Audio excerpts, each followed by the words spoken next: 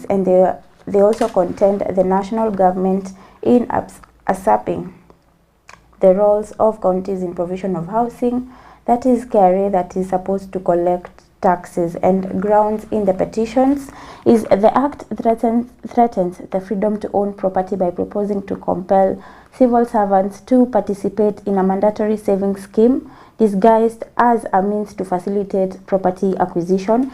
According to Section 4(2)(b) of the Affordable Housing Act, offends the irrationality doctrine and is contrary to Articles 40, 43, and 46 of the Kenyan Constitution. And according to Section 4(3)(b) of the new Act, the new Act ignores role of Kenya Revenue Authority as tax collector. And according to Section 4(3) as read with Section 11(4), A provides for a collector of the funds faceless and shadowy, and titles not recognized by law and the Constitution, and the state is avoiding its obligations and instead wants ordinary citizens to perform functions of the government. And 1.5% is the amount salaried employees will the amount of money that will be deducted in the gross salaries,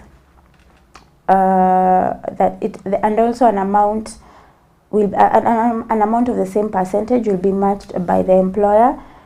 The date 19th of March is when the president assented to the Affordable Housing Bill, paving way for the collection of the fees. And the story is written in depth on the 4th page of the Standard newspaper. Maybe I've just highlighted the few highlights of the same story. You can grab yourself a copy of the Standard newspaper and get more light to that story. And 6 Kenyans have moved to court and fault Parliament for the newly signed act, that's the Affordable Housing Bill. And they cite lack of public participation and discriminatory providing provisions in the new law. And the other story making headlines on the Kenyan newspaper is the story is also highlighted on the first page of the Daily Nation newspaper, written in depth on the 2nd page of the same newspaper. You can grab a copy of the two and maybe get to see more of the details about the same story.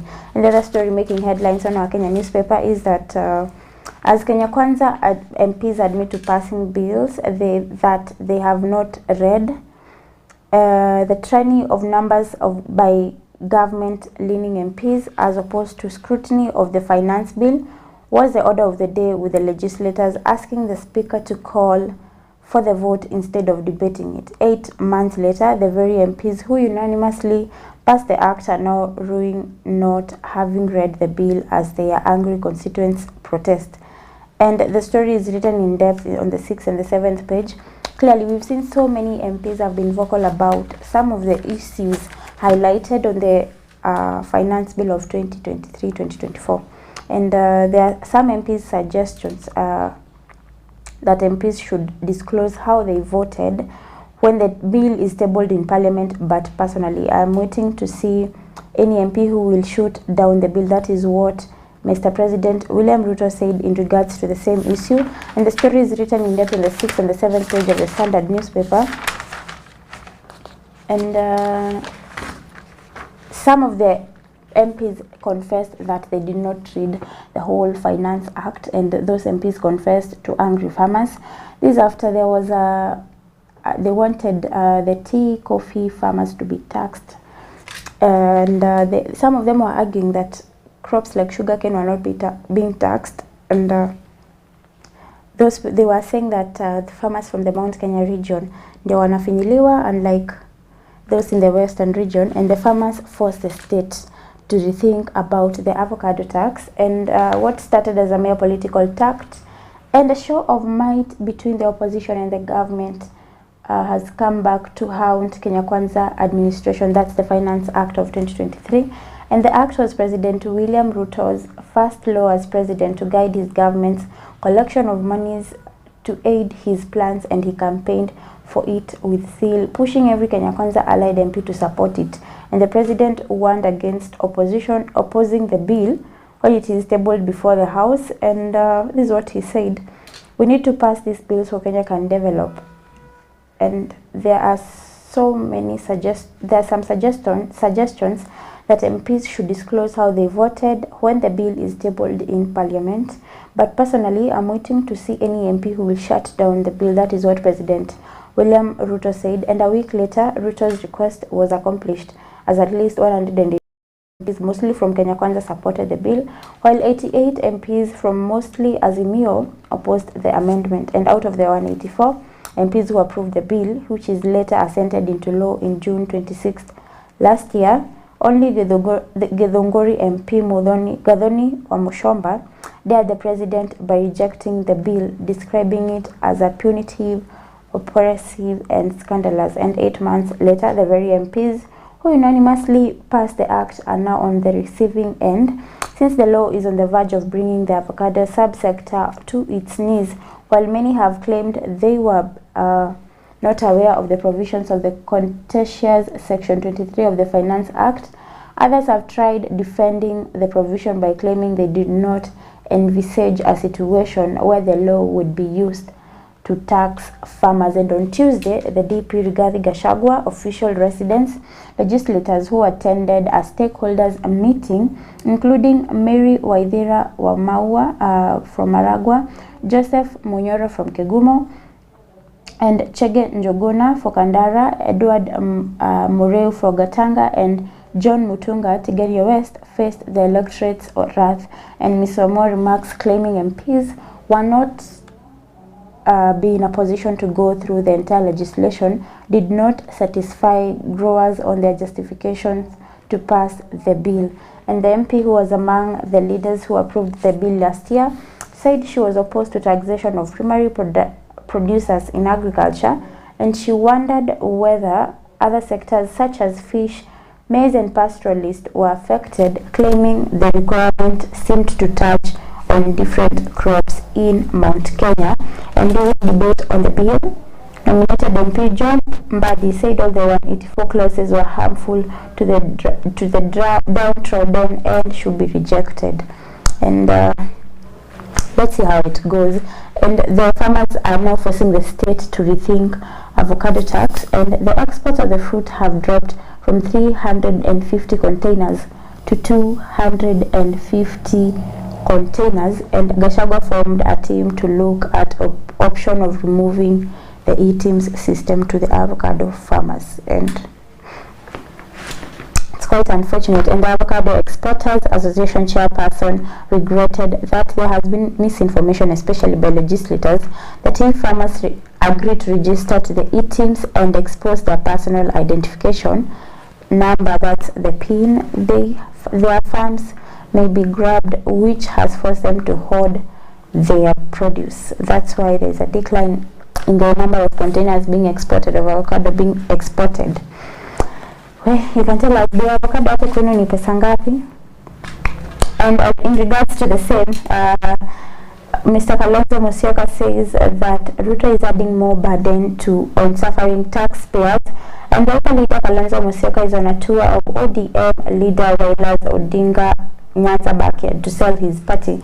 And the Azimio principal yesterday urged Nyanza residents to register as WEPA members and continue supporting the opposition in the quest to challenge the government's excesses.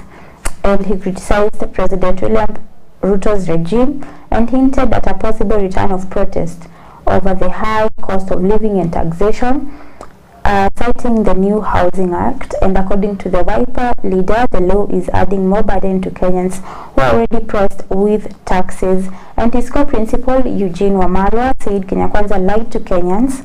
And according to Wamalwa, the President William Ruto had his priorities wrong. And also present were Kitui Senator and Woman Rep Ono Kwambo and Irene Kasula of Machakos, Senator Agnes Kavindu, MPs Ben Momanyu of Borabu, Innocent Obiri of Bobasi, and Stephen Mule of Matunguru, among others. And the leaders said they were united to save Kenyans. Is what they said, I quote, end quote, since Parliament has failed, we want to get this from the people. The person who will guide us in that path we want it to be Kalonzo Musyoka. That is what Mule said.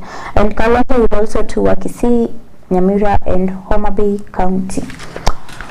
We shift gears to Matters Health, and the story that is making headlines on our Kenya newspaper is Health in Crisis, and patients suffer as government doctors union failed to agree on return to work formula. And CS Nahumincha was that striking doctors paralyzed services in public hospitals, and patients bear brunt of ongoing boycotts as the government and the doctors union failed to reach a deal and end stalemate. And the KMA wants to revoke ETIM's directive, or else.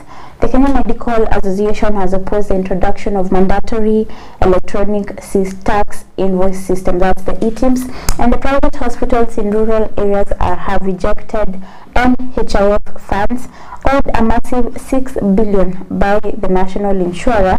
The hospitals are now turning away all patients who present NHIF cards, and the SHIF rollout put off as a court case against it starts, and activists are asking a 3-judge bench of the High Court to quash the new health laws because they are unconstitutional. And don't fall sick in Kenya today. It is day 7 of a doctor's strike in public hospitals to demand better working conditions, posting of medical interns and a medical cover, and private hospitals in rural areas are now turning patients away with NHIF cards of a 6 billion debt.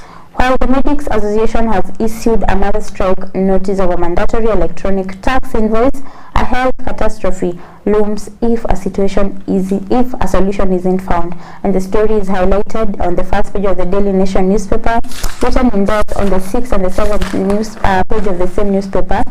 And maybe just to highlight a few things, maybe, and numbers maybe of the amount in Kenyan shillings that KMPDU says medical interns should earn as net salary per month is 150,000, and 70,000 is the maximum amount that the government has proposed to pay medical interns. This follows the approval of the rates by the Salaries and Remuneral Commission, and the doctors in public hospitals have withdrawn all services including emergency care and surgeries as they demand implementation of their CBA and posting of interns. We hope that the government is going to solve this crisis because most people depend on the public health sector and not everybody can afford the private medication. So let's hope that they are going to get a solution real quick and the doctors go back to their offices. Another story making headlines in line with the Matters Health. Is it a flu or COVID? Doctors warning amid outbreak, and surge in respiratory infections raises alarm. The story is highlighted on the first page of the Daily Nation newspaper, written in depth on the 7th page of the same newspaper. As I asked earlier, hiyo homa yenye imekuja inakuweza ikiwa wapi, and we wish you speedy recovery, as well as tell us how are you feeling. Unahisi aje we mwenyewe? Maybe you can tell us the sign you're experiencing, and maybe we can tunazatiana moyo hapa. And the doctors are raising an alarm over a surge in respiratory infections in the country, with some health experts attributing this to resurgence of COVID-19 and surveillance data of positive SARS-CoV-2. That's the coronavirus samples taken in the Lake region shows that the country has detected an offshoot of the Omicron variant called the JN1, as well as the H1N1 influenza, sometimes called the swine flu, and the JN1 is classified by the World Health Organization as a variant of interest and was first reported in August 2023. Studies on this variant show that it is mostly detected in travelers and wastewater. And Dr. Shem Otoi, a COVID-19 waves modeling expert, said that the surge is not surprising as this has been observed before. And Dr. Ahmed Kalebi, an independent consultant pathologist, agreed that there has been a surge in respiratory illness over the past 2 weeks, and many people are suffering from flu-like symptoms, cough, throat, and chest pains and runny nose. And he explained that while the Ministry of Health is not conducting tests or surveillance at the population level, it is possible that some Kenyans may be self-testing at home using the antigen test kits. However, the numbers may be few due to the pricey nature of the tests. And he asked the Ministry of Health to share data more regularly and update the public with evidence of allied fears, as well as to inform the public health measures.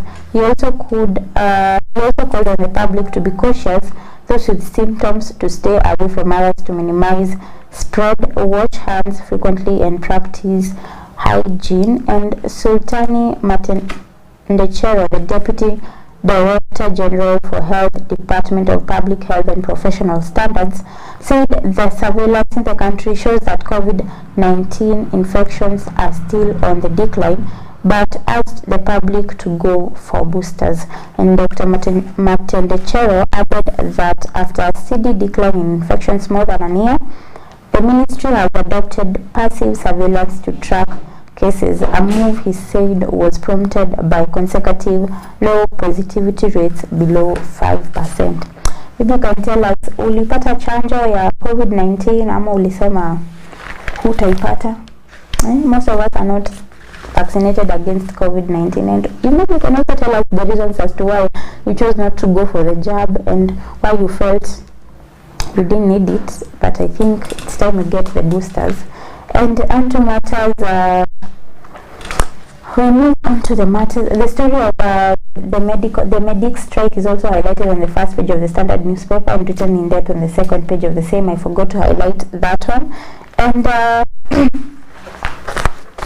we move to matters education.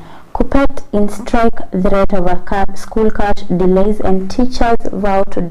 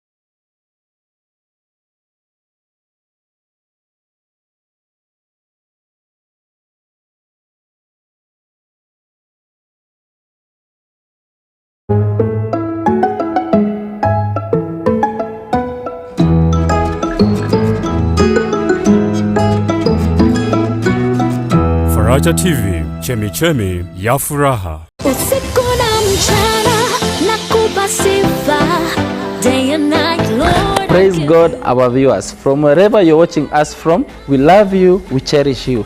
I, Jack Favor, together with DJ Tish, will be bringing you Nuru ya Injili Gospel Show every Sunday from 6 to 10 a.m. I will be bringing you different inspired ministers of the word, amazing guests and artists that will grace the show.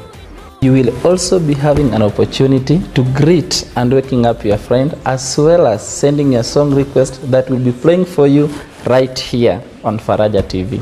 Hii si ya kukosa. Tupatane kila Jumapili, tubarikiwe pamoja. God bless.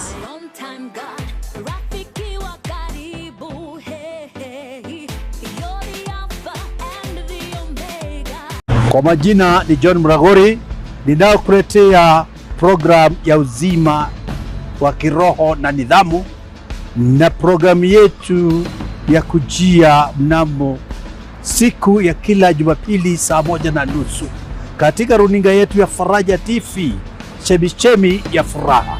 Karibu sana, karibu pamoja, tushirikiane katika uzima wa kiroho na nidhamu. Karibuni na mbarikiwe sana. God bless you. God see you.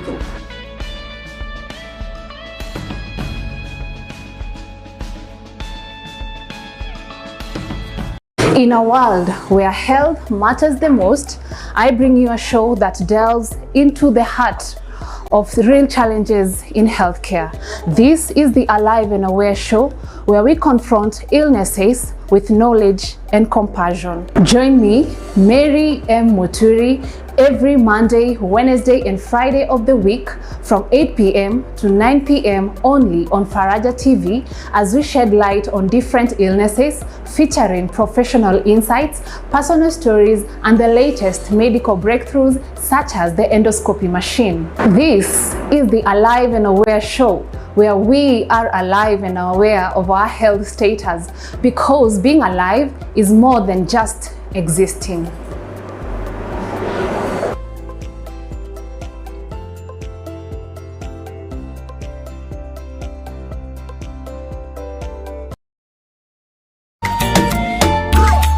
Yo, welcome guys to the biggest and most exciting show in the 254, where we bring you exciting topics, great music, your favorite artists, and good times. Join us each and every Saturday from 11 a.m. to 1 p.m. at Faraja Mashup. It's your boy Big Man Kuga. And your boy Big Willie, aka the Big Kahuna.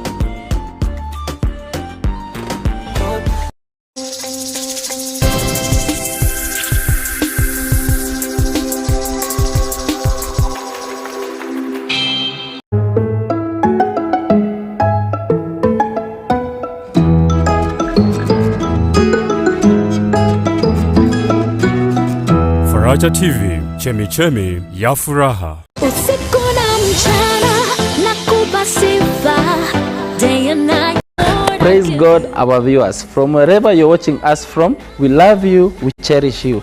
I, Jack Favor, together with DJ Tish, will be bringing you Nuru ya Injili Gospel Show every Sunday from 6 to 10 a.m. I will be bringing you different inspired ministers of the word, amazing guests and artists that will grace the show. You will also be having an opportunity to greet and waking up your friend, as well as sending your song request that will be playing for you right here on Faraja TV.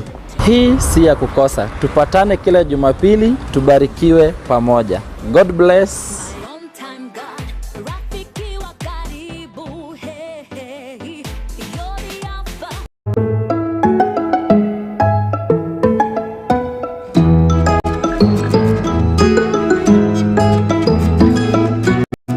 Faraja TV, chemichemi ya furaha.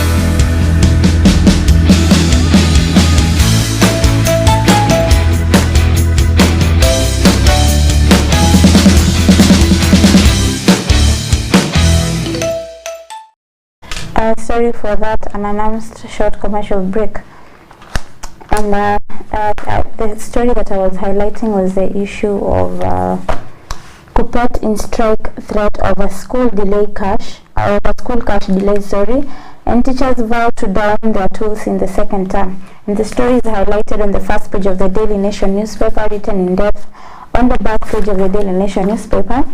And a teachers union has demanded the release of all unremitted capitation funds owed to the public schools, and threatened to call a strike at the beginning of the second term if the government does not disburse the funds, estimated to a total of 54 billion, and the amount has accumulated over 5 years because the government has not been sending the full amount. And yesterday the KUPPET also rejected a reduction of the learners' capitation, terming the decision as grossly immoral as secondary schools struggle to see out the first term. And on Monday, Basic Education Principal Secretary Belio Kipsang said that each learner would receive about 17,000 annually for tuition, down from 22,244, and secondary schools which are scheduled to close on April 5th and reopened on April 29 have received 3,877 per learner in the first term, while blaming the inadequate funding to increase enrollment against a constant budget figure. Dr. Kipsang said a total of 16.25 billion will be released to schools before they close. And at the same time, KUPPET Chairperson Ombako Milemba and Secretary General Akello Missouri called for an exhaustive audit of students' data in the National Education Management Information System, that's the NEMIS, alleging that the government has been losing money funding ghost learners through inflated enrollment. And union officials said that a reduction of the capitation would kill the dream of free and compulsory basic education. And in numbers, 22,244 capitation per student in Kenya shillings. Ministry wants to cut this to 17,000, and 3,877 is the amount in Kenyan shillings the students have received that the government has released to the school per student. And that's all for that particular story. And now the MPs want details of the 7 billion payment to the unconsumed electricity made public, and a parliamentary watchdog committee, that's a story highlighted on the Daily Nation newspaper on the back page. And a parliamentary watchdog committee wants details of the 7 billion paid to Lake Turkana Wind Power, that's the LTWP, for the power that the farm produced but was never made public.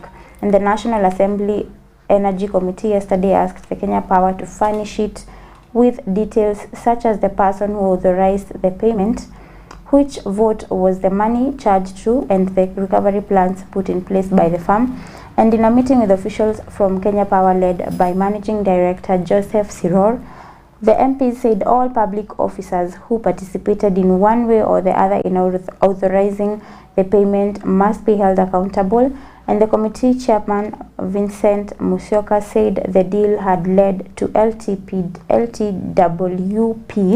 pocketing 7 billion for no power used in suspicious and must be probed. And 18 billion is the amount the government was charged by wind power farm during the period the evacuation line was incomplete.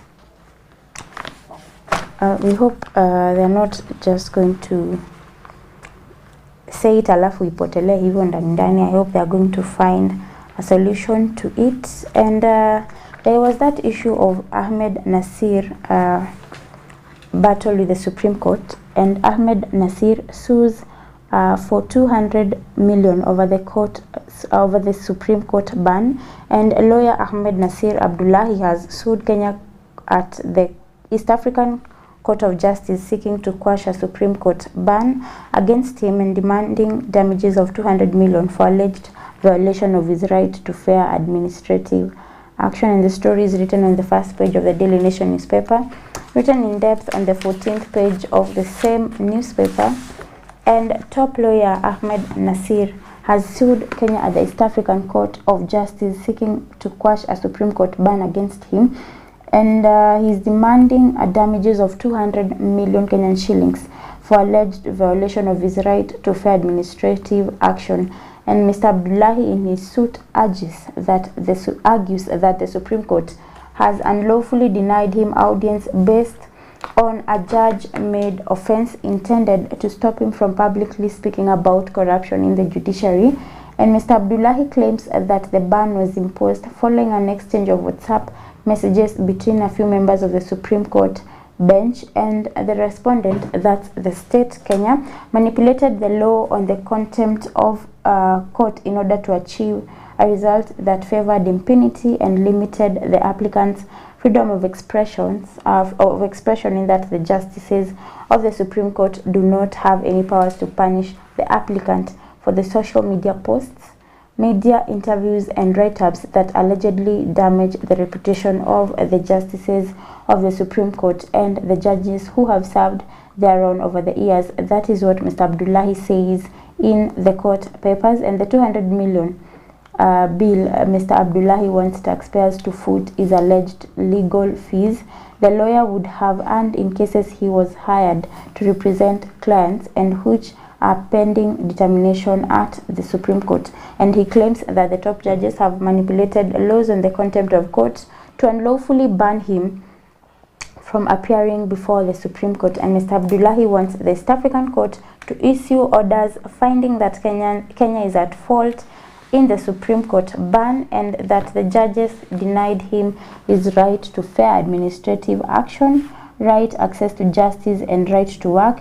And on January 18th, all 7 Supreme Court judges, Chief Justice Martha Koome, her deputy Philomena Mwilu, Mohamed Ibrahim, Smokin Wanjala, Njoki Ndongo, Isaac Lenaola and William Ouko declined to hear a land case involving former President Daniel Moi's family and a widow. And Mr. Abdullahi represents Mrs.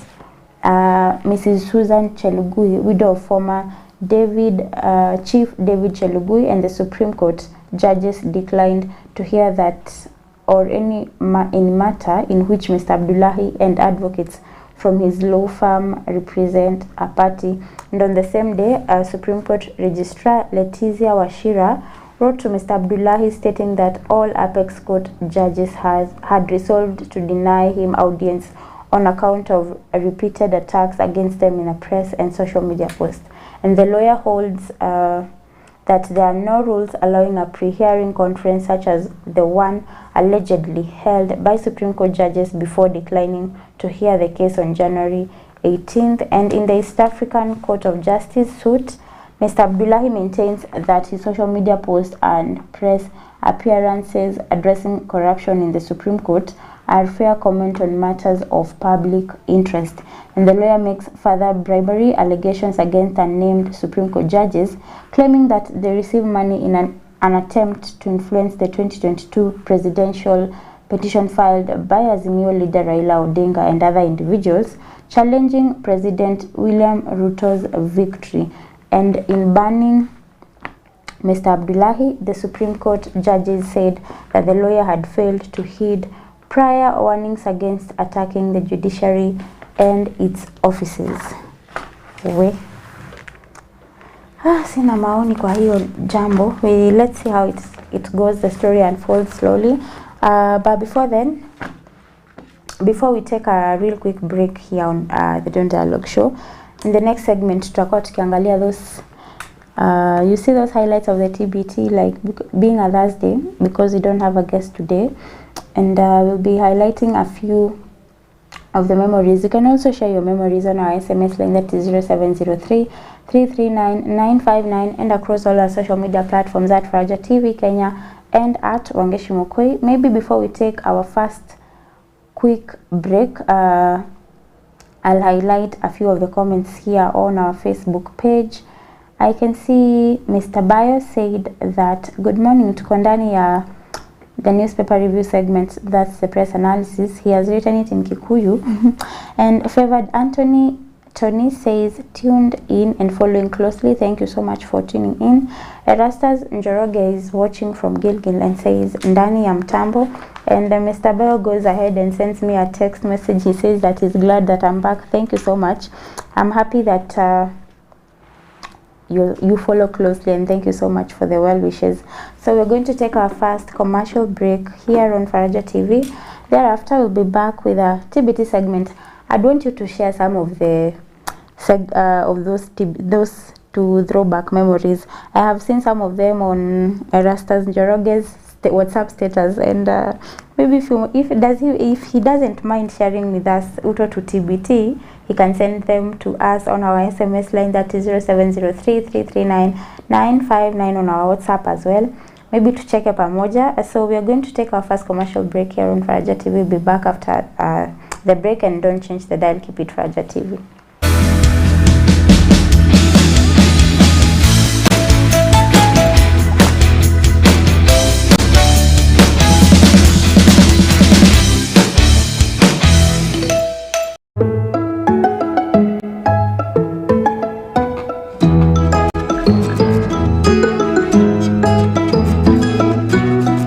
Faraja TV, chemichemi ya furaha.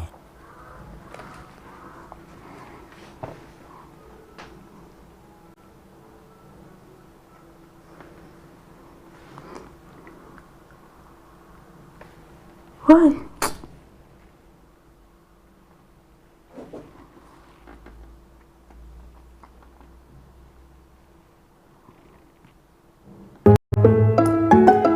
Pulse utaniwekea hizo slides.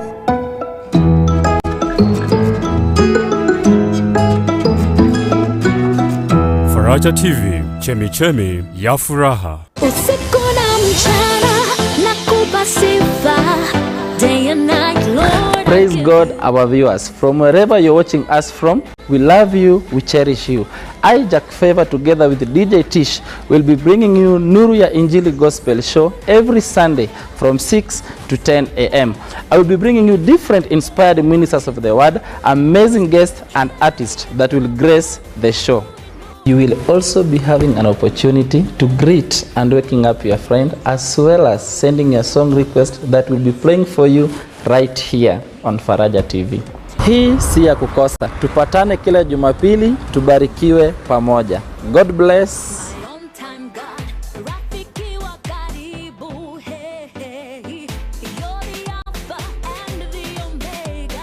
Kwa majina ni John Mragori, ninaokuletea program ya uzima wa kiroho na nidhamu, na programu yetu ya kujia mnamo siku ya kila Jumapili saa 1:30 katika runinga yetu ya Faraja TV, chemichemi ya furaha. Karibu sana, karibu pamoja, tushirikiane katika uzima wa kiroho na nidhamu. Karibuni na mbarikiwe sana. God bless you. God see you.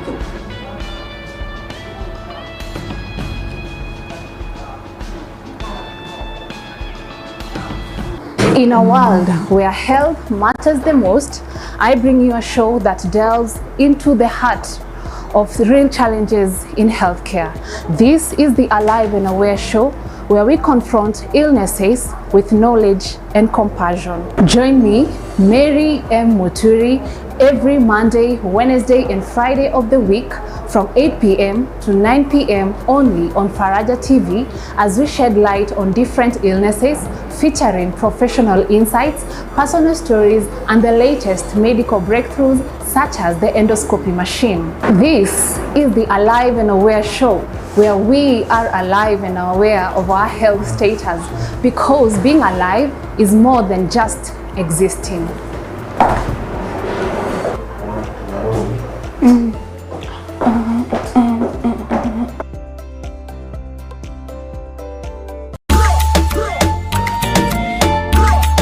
Yo, welcome guys to the biggest and most exciting show in the 254, where we bring you exciting topics, great music, your favorite artists, and good times. Join us each and every Saturday from 11 a.m. to 1 p.m. at Faraja Mashup. It's your boy Big Man Kyuga. And your boy Big Willie, aka the Big Kahuna.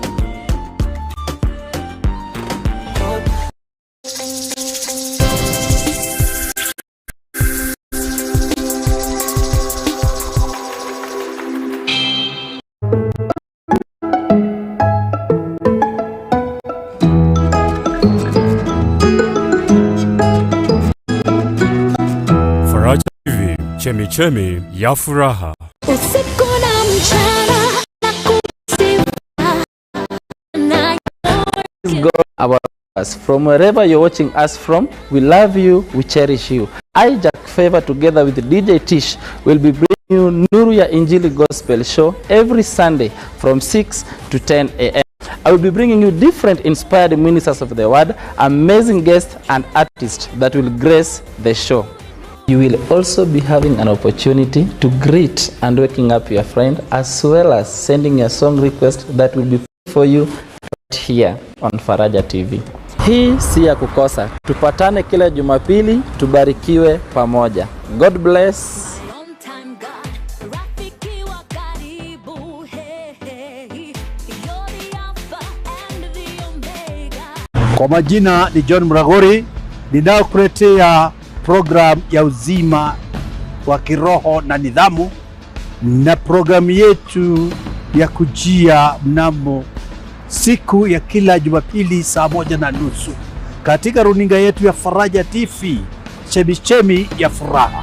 Karibu sana, karibu pamoja, tushirikiane katika uzima wa kiroho na nidhamu.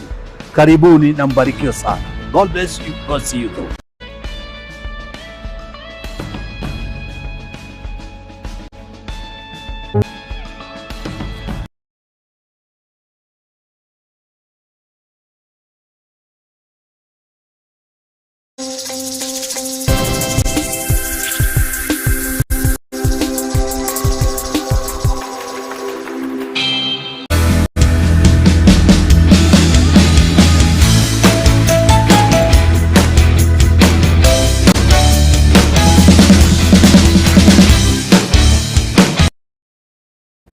Welcome back to another segment of the Don Dialogue Show.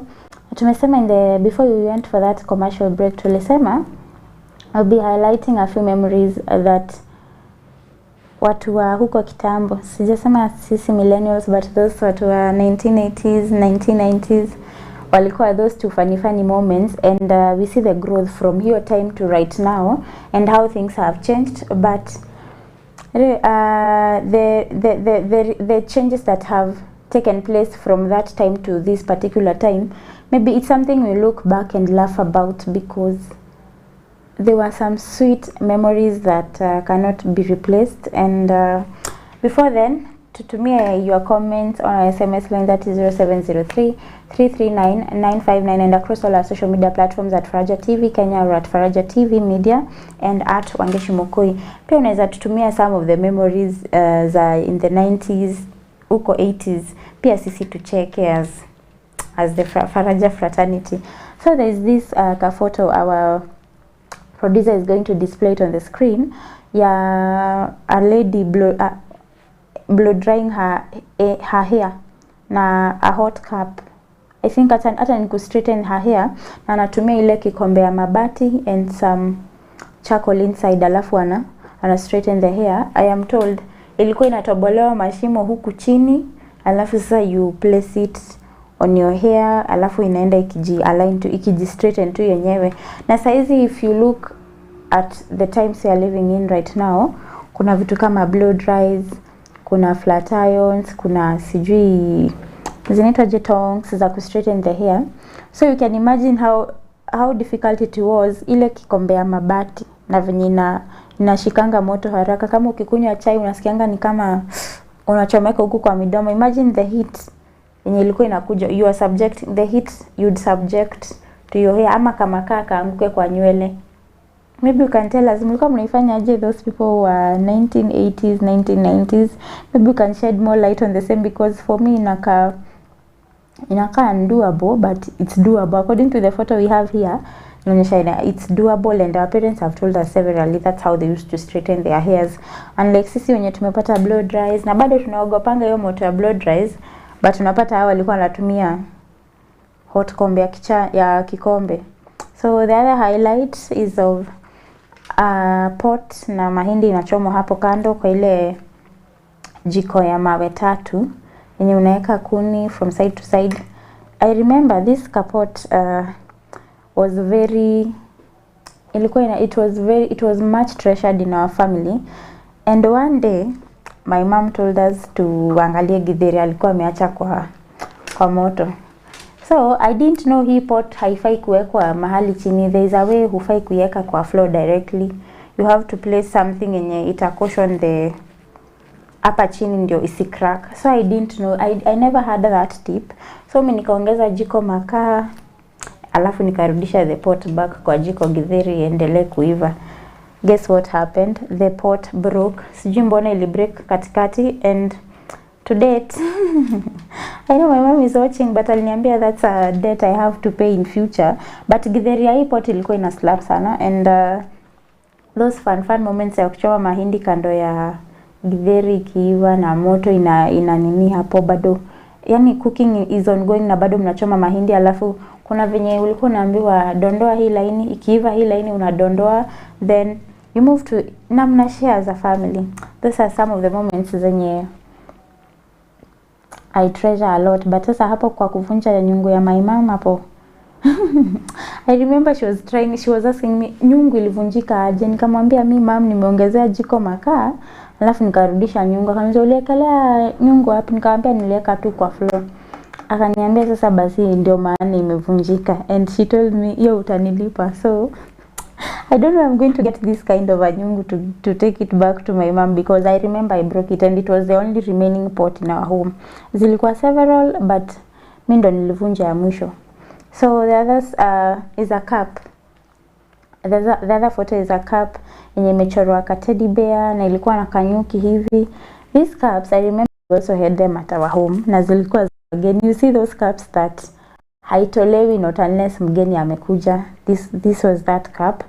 And aside from ile kikombe ya mabati, there was this glass cup yenye ilikuwa imechorwa ka teddy bear, ka coin red na kanyuki kanazunguka around that ka teddy bear. I remember I had such cups na zilivunjika. Most of them zilivunjika. I don't know whether my mom still has one or two, but zilivunjika. They were very nice cups, and I also loved them because out of the art of that kadoli as a baby una feel hiyo chai inakukaribisha, but zilikuwa za wageni na ungevunja hii moja ulikuwa unachapwa vita nyingine hapo hungeamini. So kuna the other photo is of a paper bag. That paper bag ilikuwa inaandikwa PIL, ilikuwa na mtu alikuwa farasi running. It was the suitcase of those days, and actually pia ilikuwa inatumika kama mfuko ya kwenda soko. There was this ya color green na ya color yellow, na kuna ile ya black yenye ilikuwa kadogo. So the black polythene bag ilikuwa ndio the small one, alafu medium ilikuwa hii ya green, alafu hiyo kubwa ilikuwa the yellow one. Na aside from being the suitcase back then, pia ilikuwa inatumika kama calendar. The other side ilikuwanga na calendar ya all the months, like from January to December. No matter the time yenye utanunua bado itakuwa na hiyo calendar yote. Yani unanunua bag na unanunua calendar in one like 10 shillings. I guess ilikuwa ina go for 10 shillings, the green one.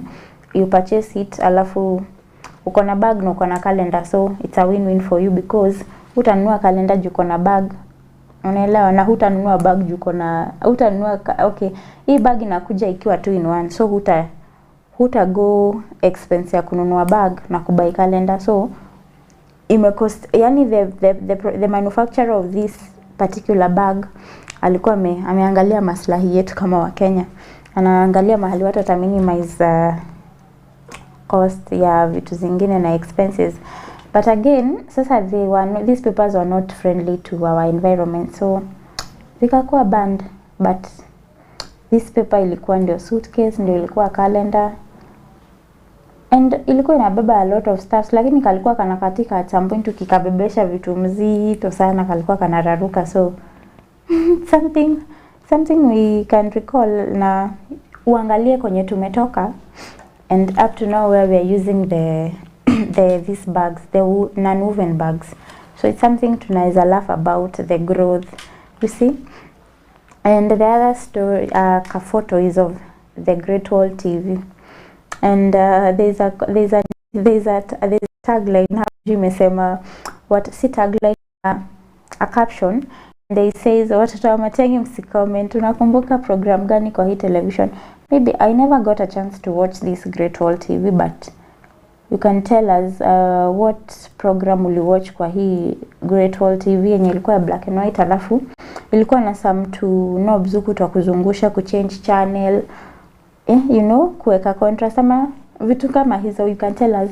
But I remember by the time I was watching TV at my age, nilipata zile vipindi zile za kitambo. That's when not Inspector Mwala really, alikuwa anaitwa Mzee Ojwang, those programs zenye zilikuwa KBC. And maybe you can send us your feedback, utuambie ni kipindi gani uli watch kwa that particular TV. Maybe we have something tunaweza kumbuka. I might not recall all the programs, but unaweza nisaidia kukumbuka.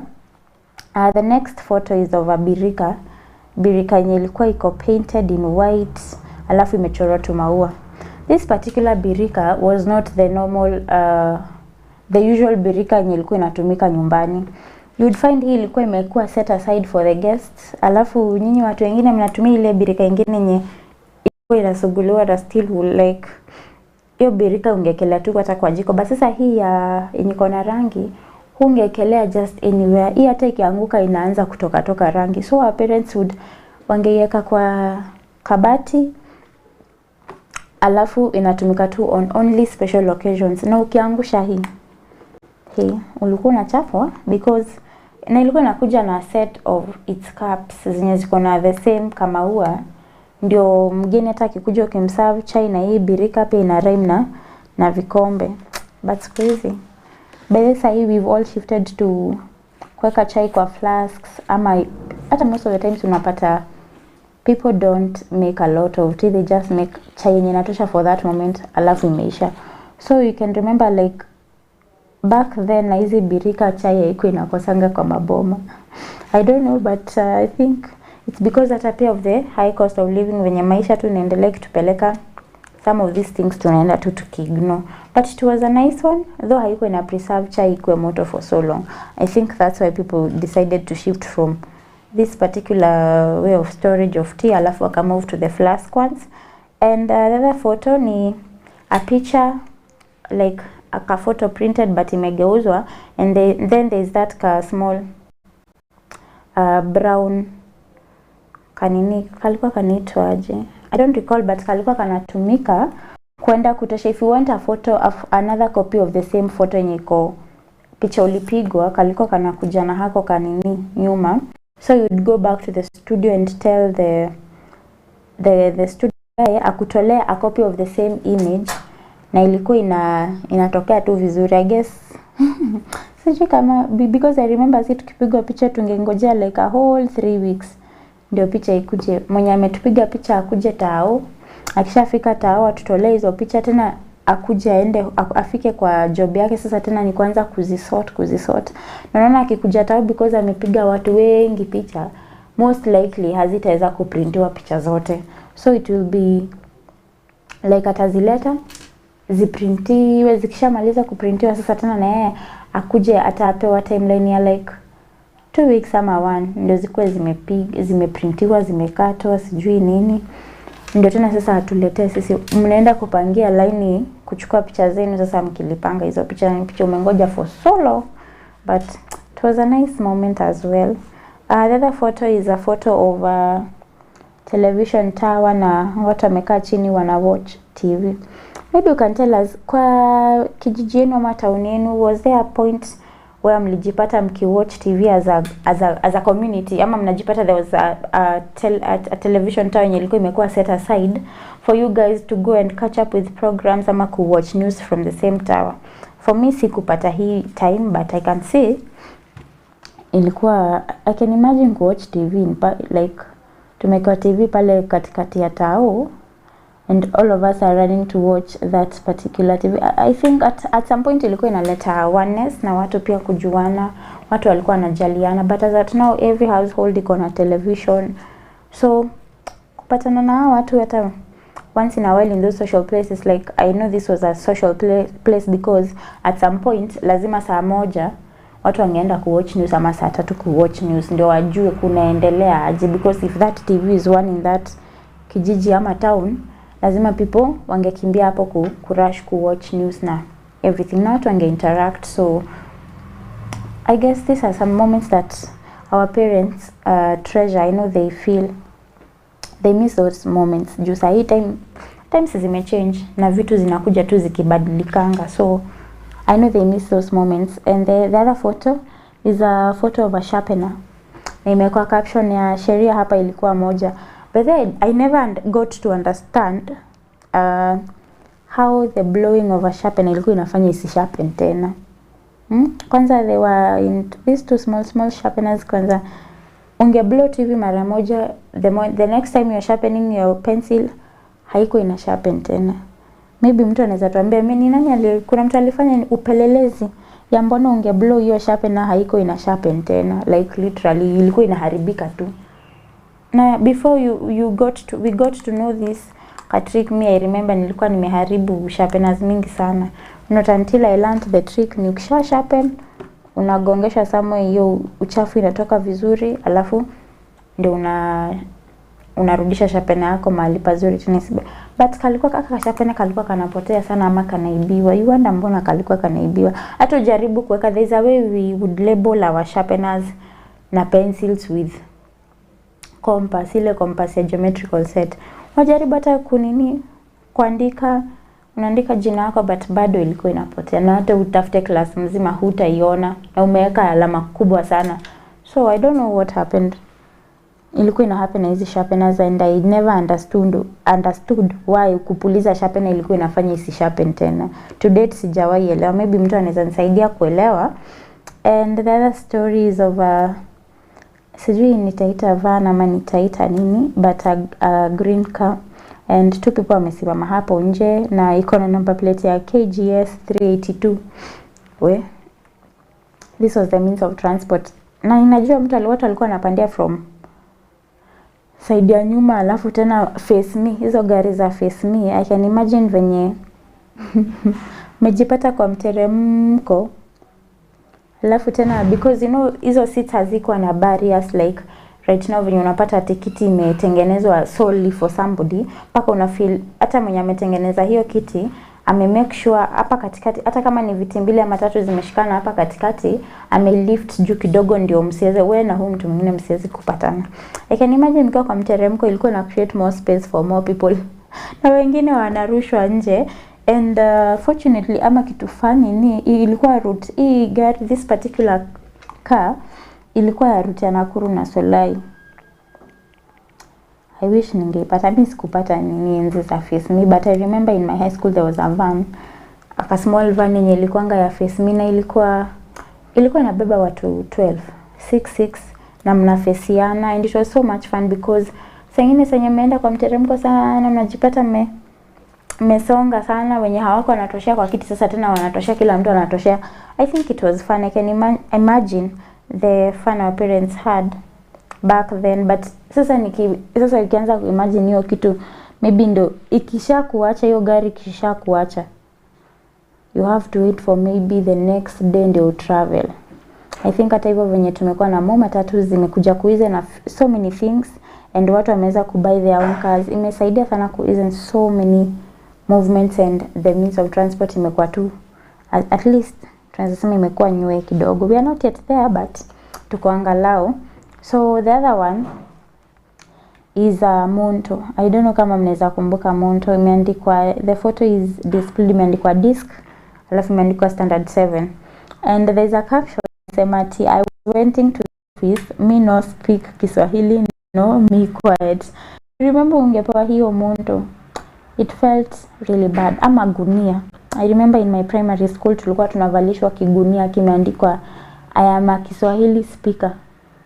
You can imagine umevaa gunia, but then the way I was short, I avoided speaking Kiswahili at all because you singe imagine nikivaa hiyo disc ama hiyo Monto ama hiyo gunia ama unabebeshwa. I don't know, sometimes our teachers went overboard, walikuwa wanatuvalisha hadi kile skeleton cha ng'ombe, unashinda kama umeibeba the whole day hapa kwa shingo, and ilikuwa difficult kupata mtu akiongea Kiswahili. But mtu akisema tu CUC, unamwambia you've spoken in Kiswahili, vaa Monto. Alafu before even you hand over that Monto, bado na unajipata umesema si. Yani you put on that mondo, alafu tena bado jioni utapewa punishment na mwalimu.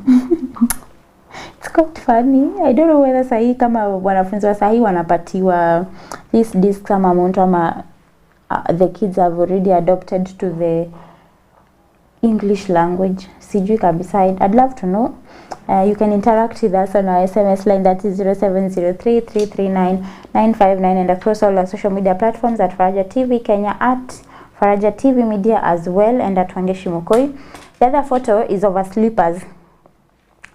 Hii slippers, so I'm even wondering its essence ya kufanyia hii repair yote alafu tena uvae. Unajua slippers inakuanga rubbish, alafu now you're doing the repair, unaishikanisha na kawaya hivi, the friction, alafu hata venye itakufinya. Sijui kama huyu mtu mwenye alipost hii picha alikuwa exaggerate issues ama this is what would happen, I'm not sure. Maybe all those people who lived in the 80s and in the 90s can share with us, watuambie kama this is how they would repair their slippers. Because for me haka ka slippers kame yani nimekatika na bado unashona like hii hata ita do more harm than good. Si heri basi utembee mguu tupu.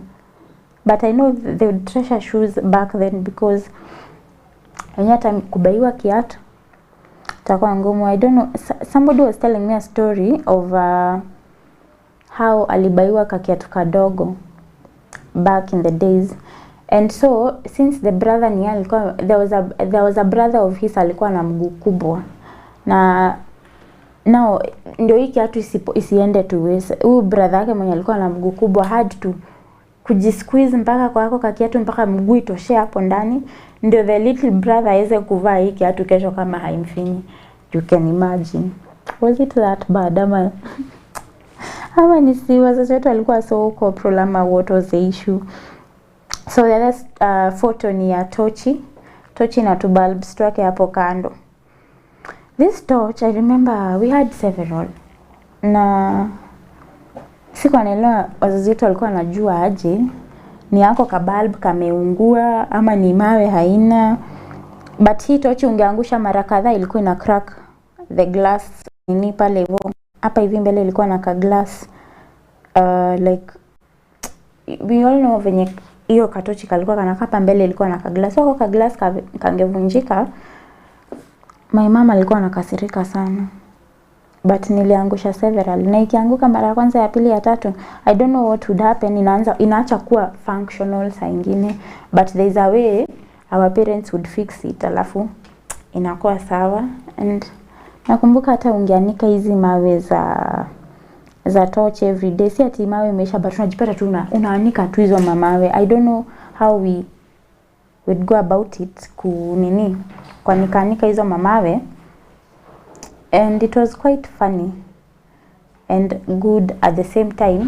Juu sasa hizi torches zilikuwa zinatusaidia sana especially at night. Unamulika tu na ilikuwa inaona sana. Kwanza batteries zikiwa mpya hata unaenjoy kushinda umetumia hiyo torch. Alafu there was that red thing yenye ulikuwa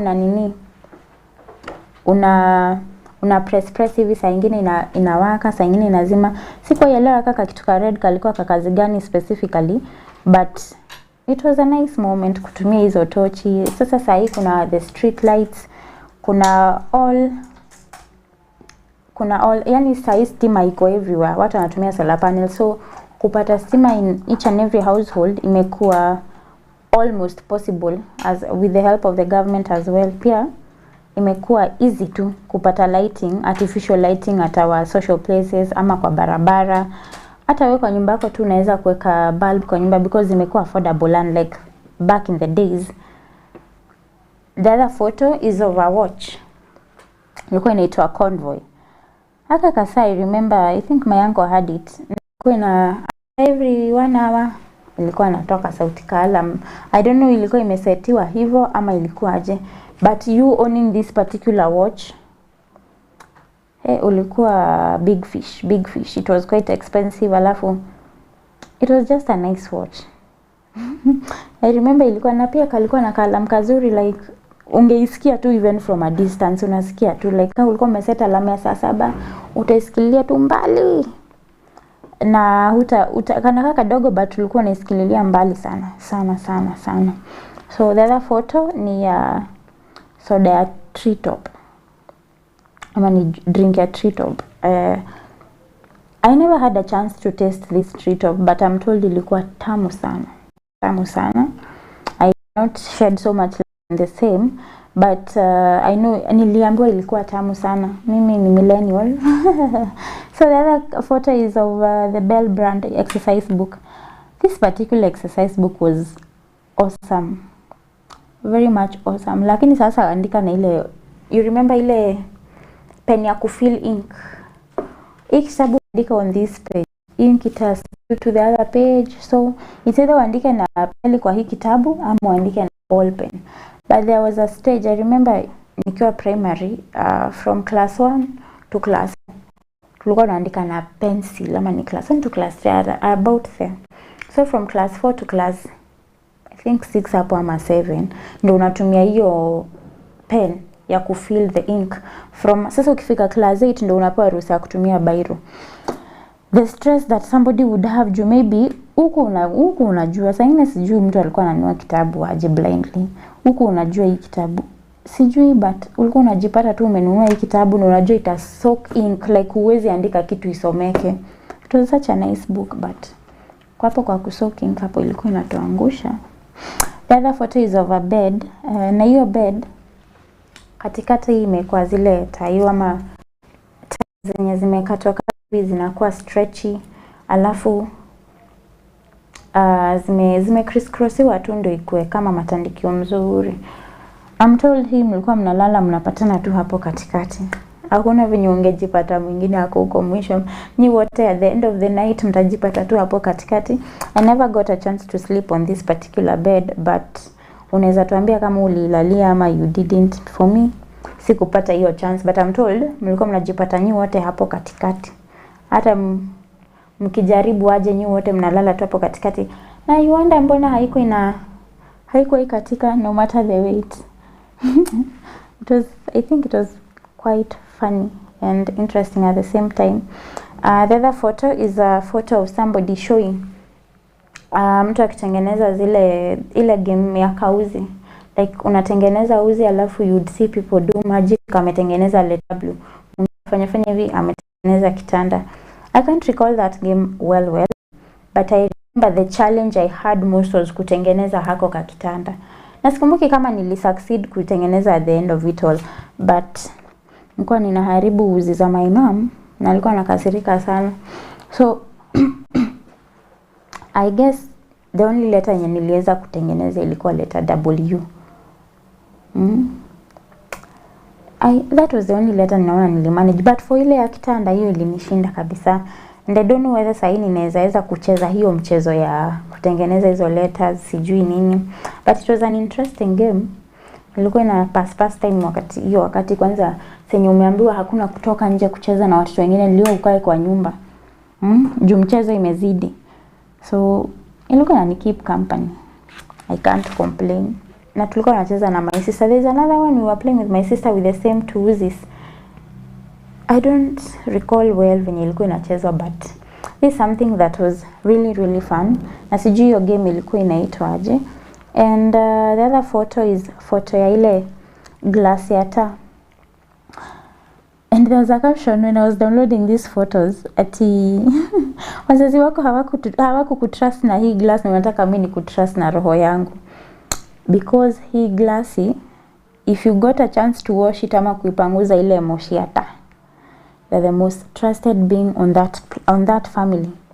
In that family, because aka ka glassy kangevunjika, you would see dust, ungeona vumbi.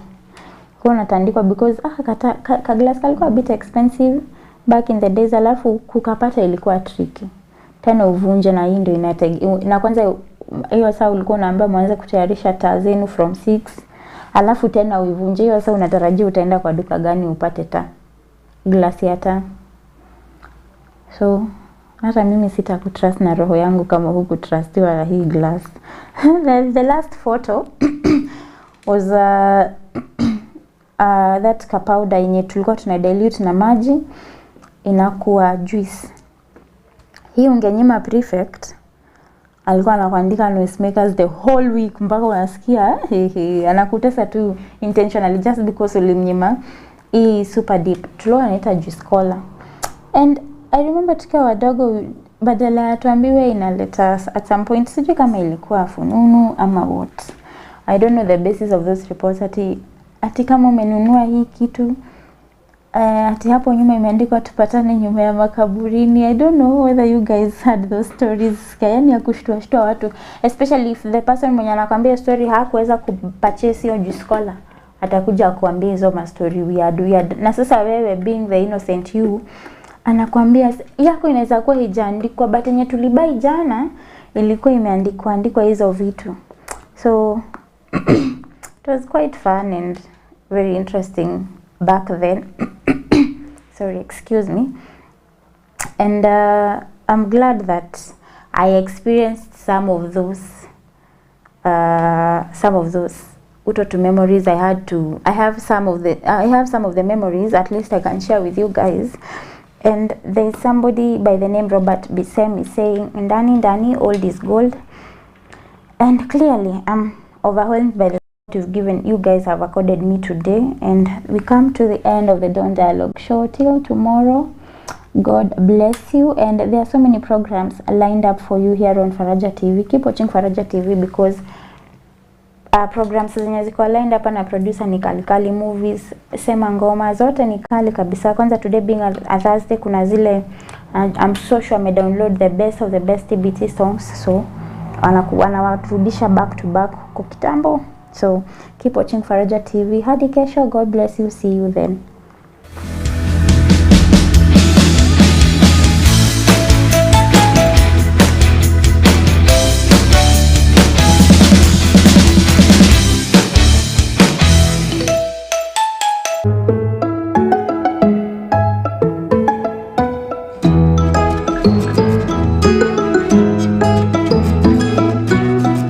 Faraja TV, chemichemi ya furaha. Usiku na mchana nakupa sifa, day and night, Lord. Praise God, our viewers, from wherever you're watching us